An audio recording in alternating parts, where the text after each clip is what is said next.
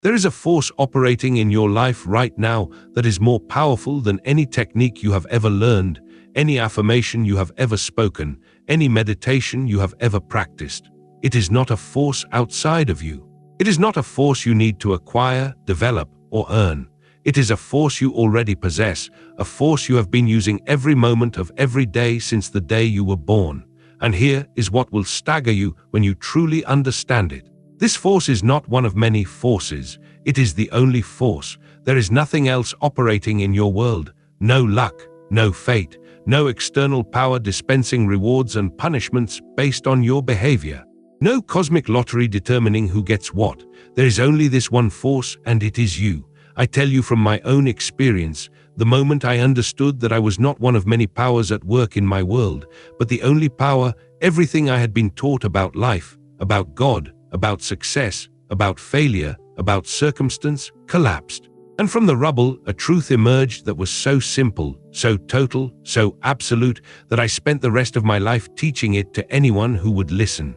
You are the operant power. Nothing in your world operates without you. Nothing. Tonight, I am going to show you exactly what this means, why it changes everything you have ever believed about yourself and your circumstances, and how to use this understanding to take conscious control of the creative force that has been running your life on autopilot. My name is Neville, and for more than 4 decades, I stood in lecture halls across New York and Los Angeles and taught a single principle: that consciousness is the only reality, and that the assumptions held in consciousness determine every detail of the world you experience. Many people who hear my teaching treat it as one tool among many.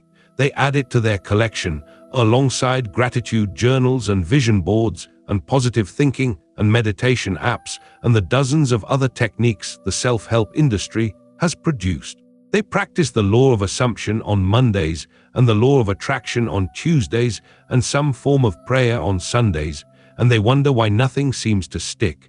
The reason nothing sticks is that they have not understood the foundational truth. The law of assumption is not a technique. It is not a tool. It is not one method among many. It is the description of how reality works. There is no other mechanism. There is no alternative process running alongside it. There is no backup system that kicks in when assumption fails. You are the operant power.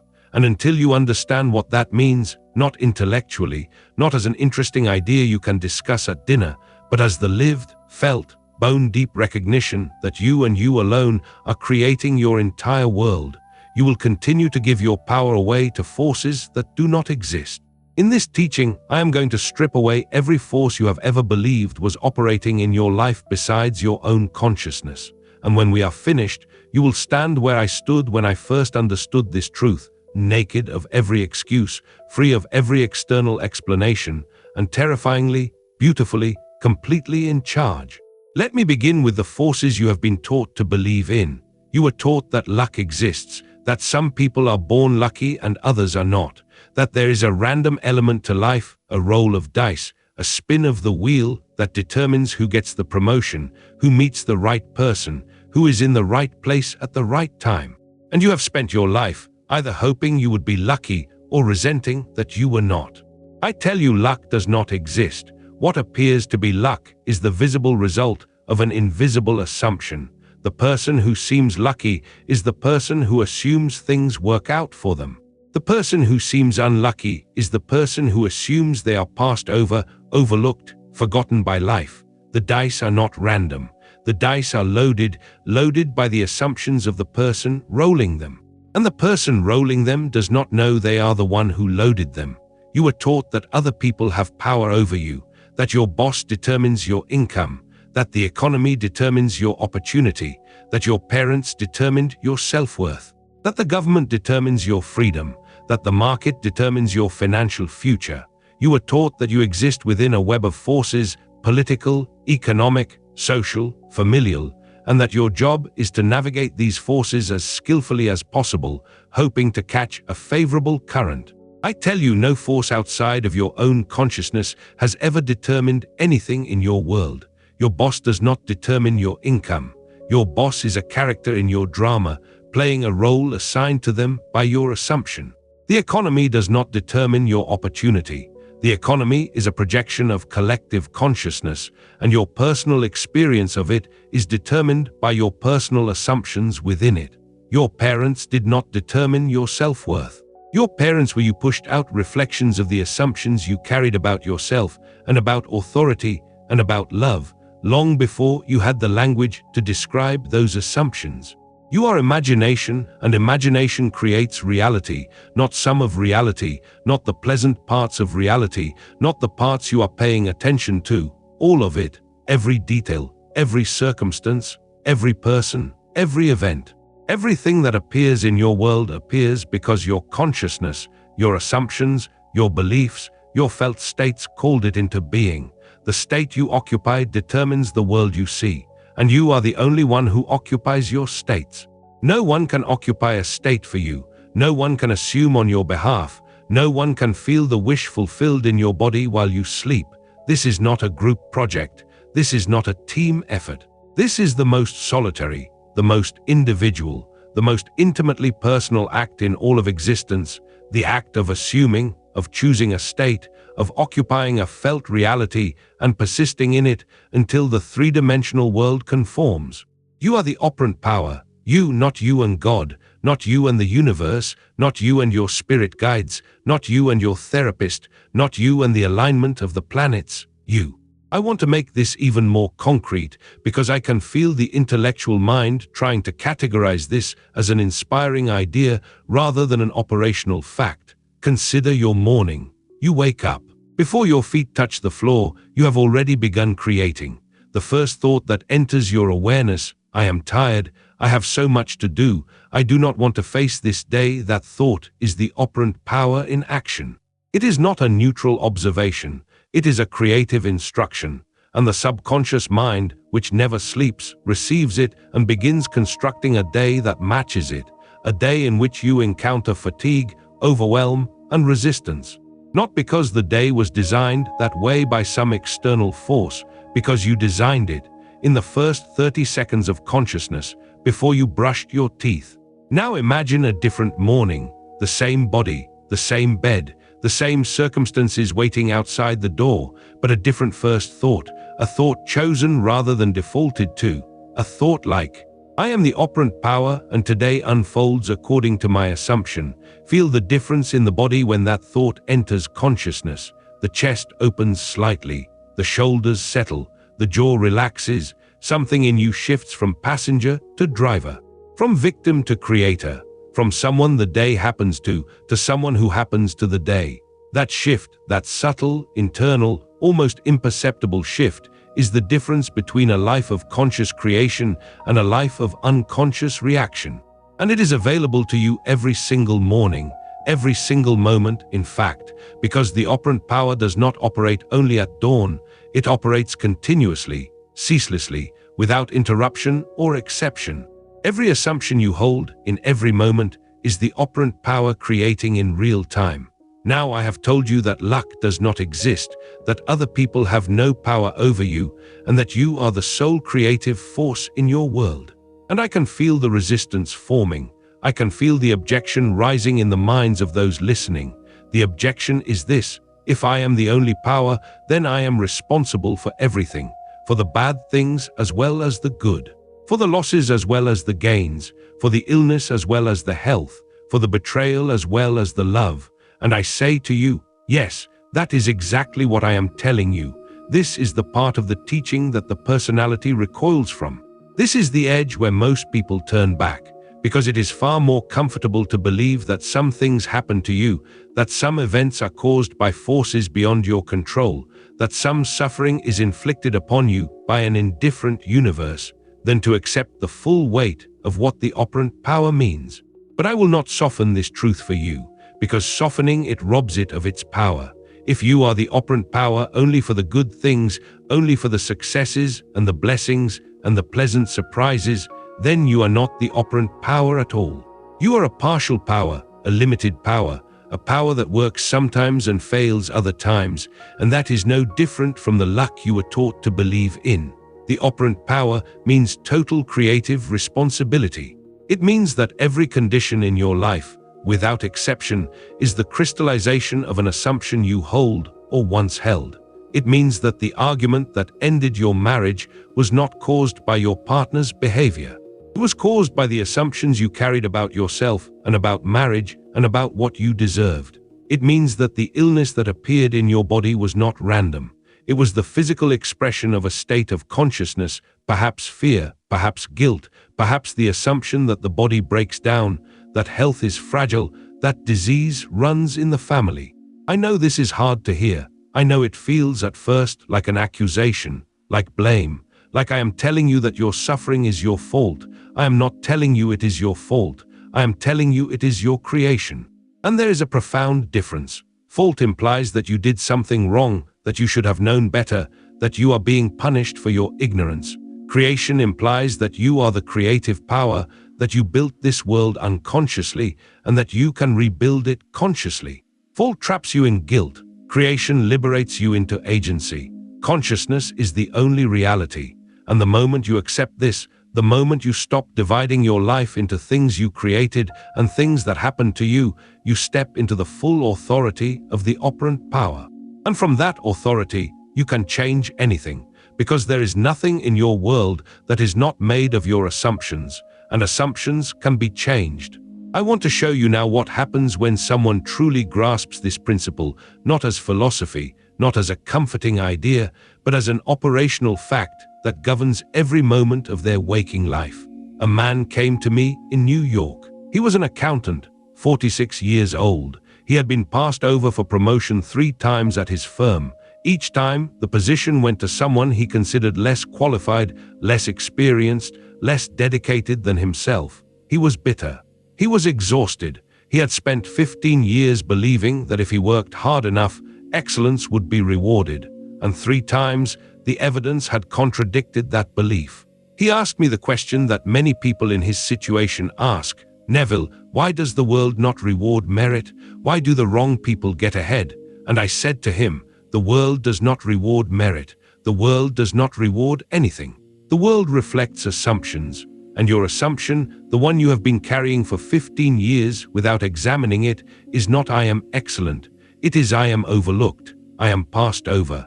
I am the person who does the work while others receive the credit." He resisted this at first. Of course he did.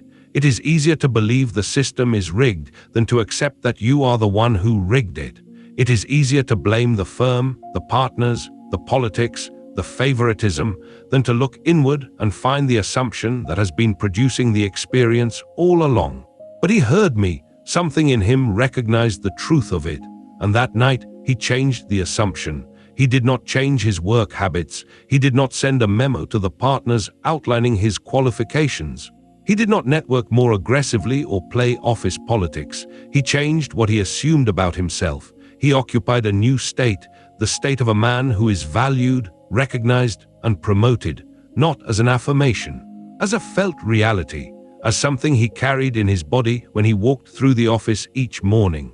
Within 4 months, the senior partner, who had passed him over 3 times, called him into his office and offered him a position that had not existed before his conversation with me. A newly created role, built, it seemed, specifically for his skills, as though the firm had looked at what he offered and said, "We need to create a place for this." He told me later that the most unsettling part of the experience was how natural it felt. He expected fireworks. He expected a dramatic turning point, a conversation, a confrontation, a moment where everything visibly shifted. Instead, he said, it was as though the world had always been this way and he had simply been unable to see it before. The promotion felt inevitable. The role felt designed for him. The partners treated him as though he had always been this valuable, because in the new state, he had always been this valuable. That is the bridge of incidents in service of the operant power. The subconscious does not produce miracles. It produces inevitabilities. It arranges the 3-dimensional world so that the new assumption feels not like a sudden change, but like a long overdue recognition of what was always true. That is the operant power in action. He did not negotiate for the position. He did not campaign for it. He changed the assumption. And the world, the firm, the partners, the organizational structure itself rearranged to match the new assumption. Because the world has no independent will, the world is a mirror, And the operant power, the one holding the mirror, the one whose face it reflects, is you. Man's imagination is the only redemptive power in the world. Not hard work, not merit, not fairness. Imagination, the operant power. You persist in your assumption, and the world must rearrange itself to conform. Let me take you deeper now, because understanding that you are the operant power in practical matters, career, money, relationships, is valuable. But the full depth of this teaching reaches far beyond the practical. It reaches into the nature of reality itself. When I say you are the operant power, I am not speaking metaphorically. I am not saying you have influence over your world the way a strong personality has influence over a room. I am saying you are the creative consciousness, the I am, that is the source of everything you experience. You are not a person living in a world. You are consciousness dreaming a world, and the dream conforms to the dreamer. This is the biblical teaching hidden beneath centuries of misinterpretation. When scripture says, I am that I am, when the voice in the burning bush declares its name, it is not speaking of a God somewhere above you, separate from you, watching you from a distance. It is speaking of you, the I am that you feel when you say I am, not I am this or I am that, but the pure, unconditioned awareness of being. That is the operant power. That is the creative force. That is God. What you desire, you already are in eternity. The version of reality in which you have everything you want exists right now in consciousness. It is not somewhere in the future. It is not behind a wall of effort or merit or luck. It is here in the I am, available to anyone who will assume it with feeling and persist. The reason most people live lives of quiet frustration is not that they lack talent or opportunity or the right connections. It is that they have given their power away. They have placed the operant power outside of themselves, in the economy, in other people, in God understood as a separate being, in luck, in timing, in circumstances, and by doing so, they have rendered themselves helpless. They have become puppets in a show they believe someone else is directing. No one else is directing. There is no director. There is only the operant power, your consciousness, and the world it projects. Take back the power. Stop giving it to forces that do not exist. Stop waiting for permission from a universe that is not dispensing permissions. Stop looking for signs from a cosmos that is not sending them. The only sign you will ever need is the sign you give yourself, the felt assumption that your desire is fulfilled. I had a student who spent 3 years waiting for signs. 3 years of seeing repeating numbers and interpreting them as messages from the universe. 3 years of asking tarot cards whether her desire was on its way. 3 years of checking horoscopes for confirmation that the timing was right. And in all that time, nothing changed. Not because the law was not working, but because she had placed the operant power outside of herself, in the numbers, in the cards, in the stars, and had reduced herself from creator to observer. From the one who determines to the one who waits to be told. When she stopped looking for signs and started being the sign, when she assumed the wish fulfilled without waiting for external confirmation, her world changed within weeks. Not because the stars aligned, because she stopped waiting for the stars and became the force that aligned them. The most important conversation you will ever have is the one you hold with yourself. And the content of that conversation, the silent, inner monologue about who you are, what you deserve, what is possible for you, is the operant power in action. Every word of it, every feeling, every assumption, operating, creating, building your world. I want to guide you into the felt experience of the operant power now. Close your eyes, take a slow breath, let the body settle. I want you to feel, right now, what it feels like to be the only power in your world. Not one of many, not a participant, not a player in a game designed by someone else, the only power. Feel the authority of it. Feel the weight and the freedom of it simultaneously, the weight of total responsibility and the freedom of total agency. There is nothing stopping you. There has never been anything stopping you. The obstacles you have encountered were assumptions you held, crystallized into apparent barriers. The limitations you have endured were states you occupied, projected outward as apparent walls. There are no walls. There are no barriers. There is only consciousness, your consciousness and the assumptions it holds. Change the assumption and the wall dissolves. not because you broke through it, because it was never real. It was a shadow cast by a state you no longer occupy. Feel the simplicity of it, the terrifying, beautiful simplicity. You do not need a technique, you do not need a teacher, you do not need a book or a course or a retreat. You need only one thing, the willingness to assume a new state and persist in it until the world conforms. Isn't it wonderful? You are the operant power. You have always been the operant power, and now you know. Rest in that knowing. Let it settle into the body the way light settles into a room at dawn, gradually, completely, until every corner is illuminated and no shadow remains. You may release the scene. Let me bring you back now to the practical, because the operant power is not a concept to meditate on. It is a truth to live from, and living from it means making specific changes in the way you move through each day. I want to give you a practice, something you can begin tonight and carry with you tomorrow and every day after. It is not a meditation, it is not a ritual, it is a way of being, a posture of consciousness. A fundamental reorientation of how you relate to the events and circumstances of your life.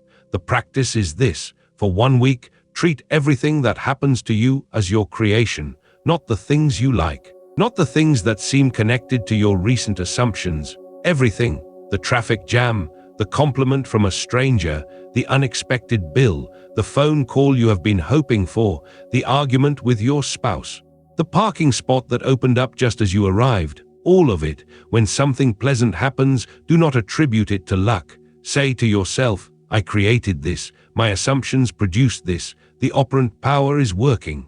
When something unpleasant happens, do not attribute it to bad luck, or to other people, or to the world being unfair. Say to yourself, I created this too. Some assumption I hold, perhaps one I am not even aware of yet, produced this experience. And because I created it, I can create something different. This practice is not about blame. It is not about guilt. It is about ownership. It is about stepping into the full authority of the creative consciousness you are and refusing, absolutely refusing, to give that authority away to anything or anyone outside of yourself. You will find, if you do this sincerely for even 3 or 4 days, that your relationship to your own life changes fundamentally. You stop being a victim.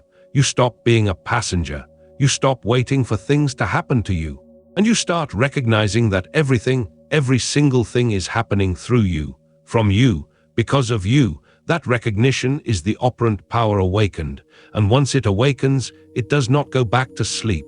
Starting tonight, I want you to notice every moment in which you give your power away, every moment in which you say aloud or silently that something outside of you is determining your experience. When you say the economy is bad, you are giving your power to the economy. When you say my boss does not appreciate me, you are giving your power to your boss. When you say I just have bad luck, you are giving your power to a fictional force that does not exist. When you say it is not the right time, you are giving your power to time itself, as though time were an authority and not a dimension in which your assumptions unfold. Catch these moments, not with judgment, not with self-criticism, with awareness, the awareness of someone who has recognized their own power and is now noticing all the places where they have been unconsciously surrendering it. And each time you catch it, reclaim it, quietly, internally, without announcement. Simply redirect from the old assumption, the assumption that something outside of you is in charge, to the new one, I am the operant power, nothing operates without me, my assumptions create my world. Do this for 1 week, just 1 week. And watch what shifts, not because you are performing a technique, because you are recognizing a truth, and truth, once recognized, does not need to be forced. It simply operates, the way gravity operates, the way the sun rises, the way the I am creates whatever it declares itself to be. Sleep as though the wish were fulfilled, wake as though it is already so, and walk through the day as the operant power you have always been. Conscious now, deliberate now, awake now to the authority that was never given to you because it was never taken away. You simply forgot you had it. Remember it now and use it. Remember the accountant, 46 years old, 15 years of hard work, 3 promotions denied, a lifetime of believing that the world owed him something because he had earned it. And it was all an assumption. The world did not owe him. The world was reflecting him. And when he changed what he was reflecting, when he stopped occupying the state of a man who is overlooked and started occupying the state of a man who is valued, the reflection changed with a speed that left him stunned. Not because something miraculous happened, because something natural happened, something that had been trying to happen for 15 years, held back only by the assumption that blocked it. That same shift is available to you, right now, tonight. In whatever area of your life feels most stuck, most resistant, most immune to your efforts, the effort was never the problem. The assumption behind the effort was the problem. Change the assumption. Let the operant power, your power, the only power, do what it does. If this teaching has disturbed you, if something in you is unsettled, uncomfortable, resistant to what you have heard, then the teaching has done its work. The operant power is not a comfortable truth. It is a demanding one. It asks you to give up every excuse, every explanation, every story you have ever told about why your life is the way it is. It asks you to stand naked before your own consciousness and accept that everything you see is everything you have assumed.